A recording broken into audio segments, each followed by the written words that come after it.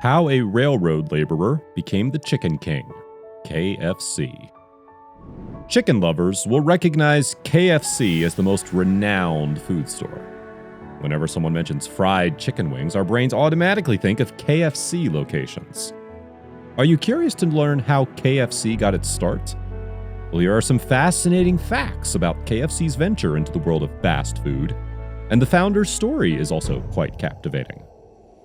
In the realm of food, Kentucky Fried Chicken, or KFC, is an extremely popular restaurant with an inspiring story.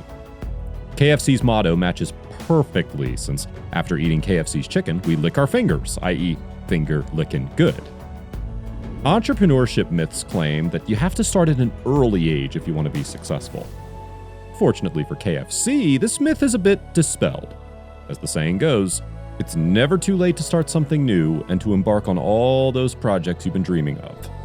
Now think of how true this proverb is to KFC's owner. As an entrepreneur, Colonel Sanders became a chef at age 40, franchised Kentucky Fried Chicken at age 62, and became a celebrity after selling his company at 75.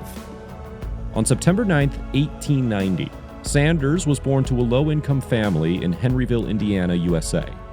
When he was 6 years old, his father died, leaving Sanders to support his brothers and sisters.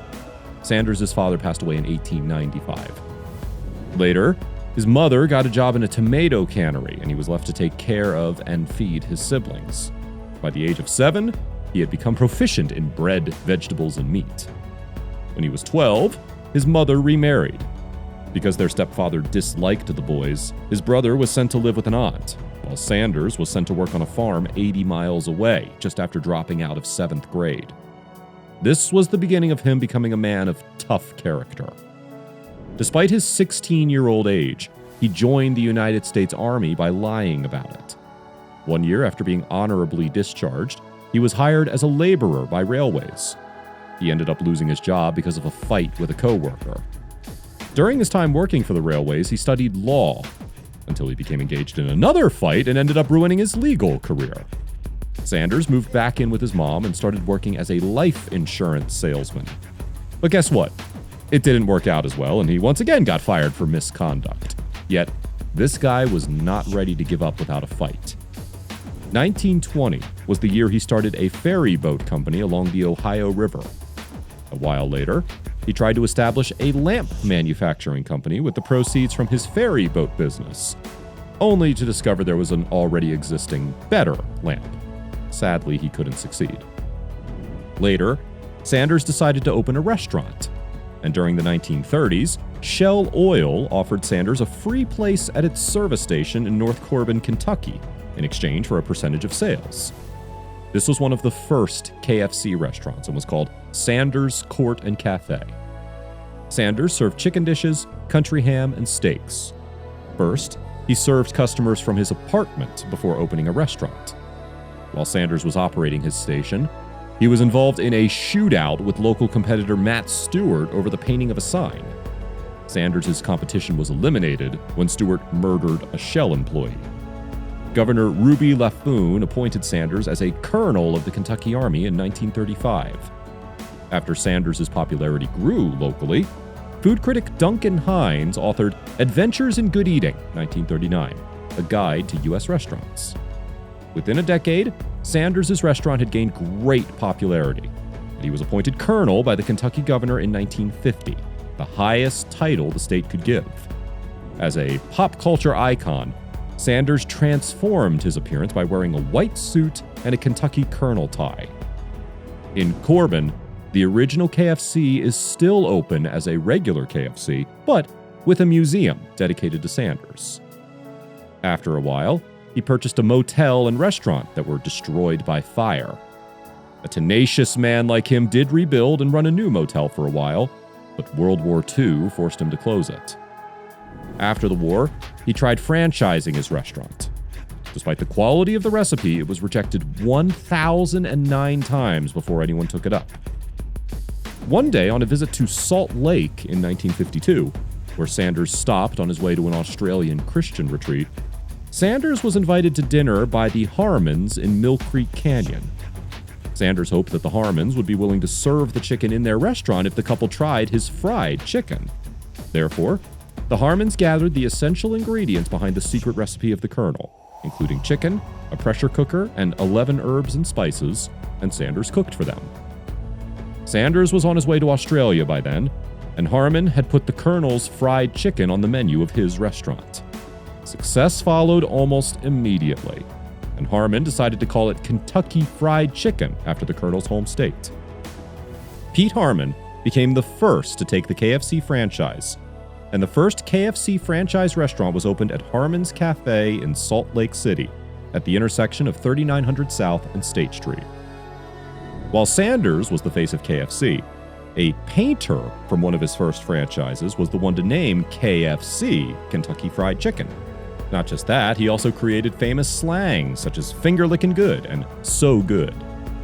Despite believing that his North Corbin restaurant would remain successful for decades, Sanders sold it at age 65 when the new Interstate 75 reduced traffic. As Sanders had as much money as he could spare to begin the franchise process, he traveled across the country looking for suitable restaurants to franchise. A new Sanders restaurant and company headquarters were opened in Shelbyville in 1959, following the closure of the North Corbin store.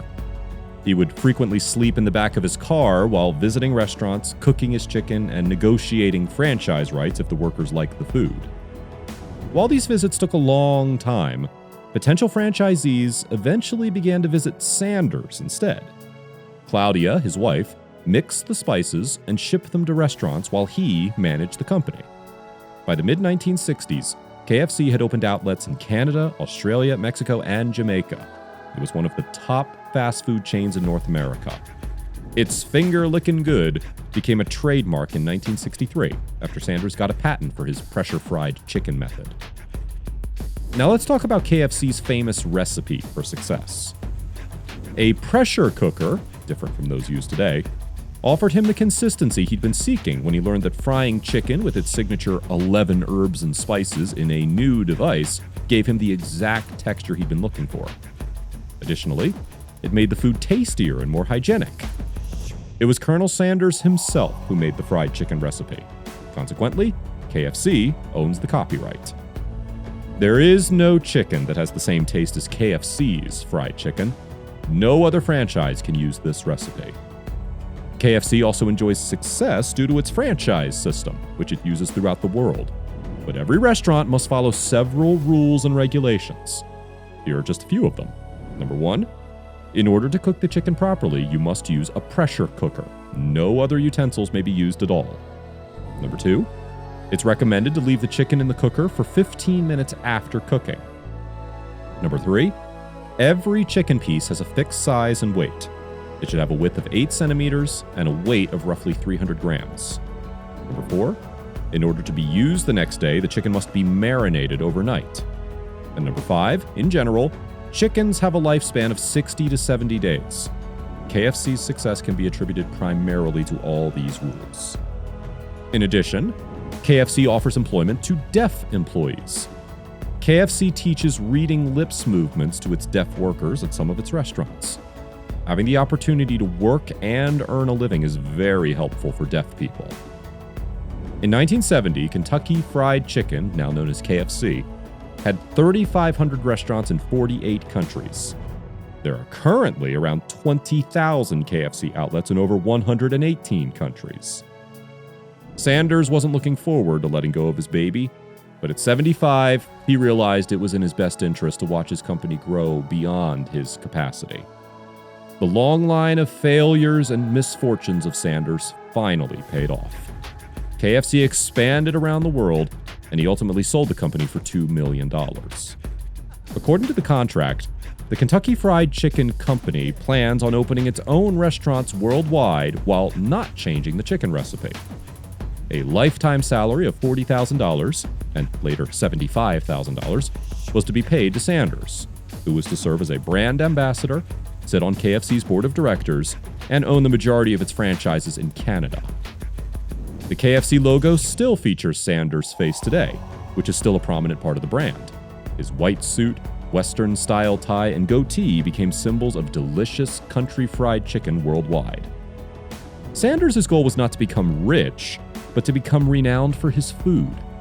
Because of that, he constantly whined and complained about the gravy that corporate KFC began making that was more profitable, but of lower quality. Sanders was inducted into the Hospitality Industry Hall of Fame at the University of Houston. It should be noted that from the time until his death on December 16, 1980, at age 90 in Kentucky, he traveled almost 250,000 miles per year, visiting KFC locations and promoting the food chain in the media. Now, did you know, number one, in its first 27 years, KFC did not have the iconic paper bucket that's associated with it today. A franchise introduced the idea and decided that instead of selling a single chicken piece for more money, they'd sell 14 pieces along with 5 bread rolls and a pint of gravy. Number 2, at KFC's Louisville headquarters, their secret recipes are kept in a locker, along with vials of 11 herbs and spices that they use. Number 3, in addition to operating in 105 countries, KFC was also the first fast food chain in China and the first in the US, in England, Australia, and New Zealand. Number 4, KFC even has its own version of Crocs. There are 2 versions, one that looks like the classic version, and the other has a removable gibbets that looks like chicken drumsticks. The fact that Kim Kardashian has a pair is no surprise. Number 5, in fact, KFC pizza is also a real thing. KFC and Pizza Hut partnered in 2019 to make popcorn chicken pizza with KFC gravy, mozzarella cheese, and popcorn chicken as a topping. Number 6, Japan, on the other hand, has 2 very interesting marketing strategies. Every Christmas, they enjoy massive buckets of fried chicken from November till Christmas called Kentucky for Christmas. One of their most famous features is their buffet system, where customers can eat as much fried chicken as they want for the price of a single bucket. Number 7, the Colonel also has his own video game called Colonel Quest, which aims at collecting chicken drumsticks as much as possible. And number 8, as if that weren't enough, KFC has its own comic book called The Colonel's Adventure Comics that tells the story of the Colonel's life and helped him discover his superpower, which is fried chicken. As of today, Sanders' favorite chicken recipe is known in around 120 countries, something he could never have imagined when he set out on the road in a car loaded with cooking supplies in 1965. Several television commercials featuring Colonel Sanders have been seen since his death. The appearance of his character in DC Comics and WWE commercials is a tribute to his legacy. Sanders' perseverance was not diminished by a series of failures. In his autobiography, he wrote, "I have only 2 rules. Do everything you can and do your best. Don't let rejection or setbacks discourage you. Always remember the story of Colonel Harland Sanders. His legal career was ruined and he was laid off from multiple jobs, but he still built one of the largest fast food chains in the world. He refused to be defeated by anything or anyone. As a society, we should aim to follow the example of Colonel Sanders. Except for the fighting and firing part." Among 2019's most valuable brands, KFC was placed 86th with a value of $8.5 billion. As a final note, we would like to say, dream, believe, go for it. Success is possible at any age. Thanks for watching our video. Shower some love by liking the video and subscribing to our channel. Keep an eye out for future releases by clicking on the bell icon. Thank you.